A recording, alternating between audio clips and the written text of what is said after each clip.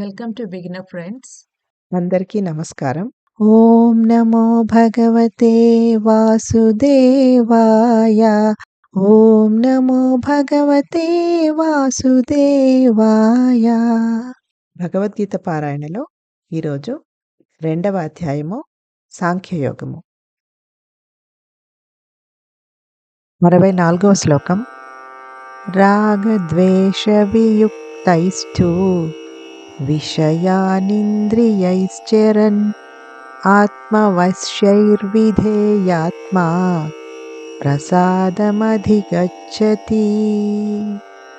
Meaning of the shloka is, one who controls the mind and is free from attachment and aversion, even while using the objects of the senses, attains the grace of God.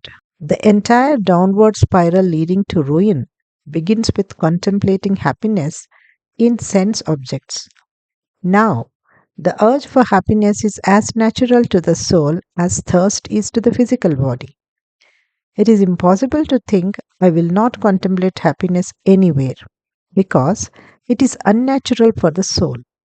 The simple solution then is to envision happiness in the proper direction, that is, in the direction of God. If we can repeatedly revise the thought that happiness is in God, we will develop attachment towards Him. This divine attachment will not degrade the mind like material attachment. Rather, it will purify it. God is all pure, and when we attach our mind to Him, the mind will also become pure. When the mind is free from both attachment and aversion and is absorbed in devotion to God, one receives the grace of God and experiences His unlimited divine bliss. On experiencing that higher taste, the mind no longer feels attracted to the sense objects even while using them. Thus, even while tasting, touching, smelling, hearing, or seeing, like all of us, the Sthita Prajna is free from both attachment and aversion. ఇప్పుడు తెలుగులో తాత్పర్యం.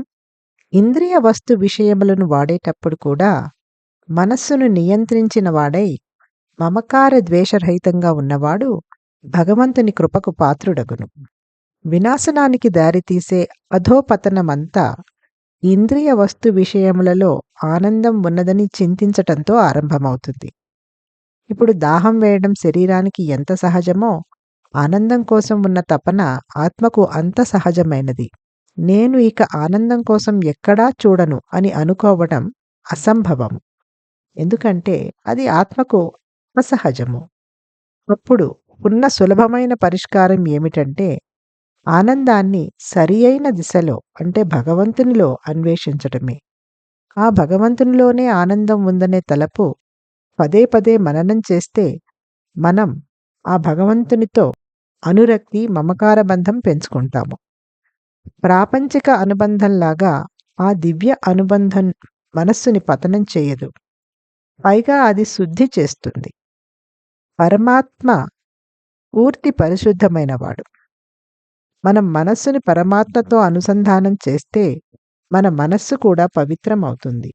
మనస్సు రాగద్వేషములకు అతీతంగా ఉండి అది భగవద్భక్తిలోనే నిమగ్నమై ఉన్నప్పుడు వ్యక్తికి భగవంతుని కృప లభించి పరిమితమైన దివ్య ఆనందాన్ని అనుభవిస్తాడు.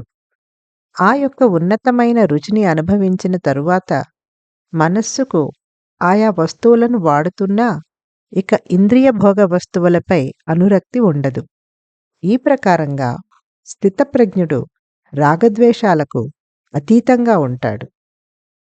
ఓం నమో భగవతే వాసుదేవాయ.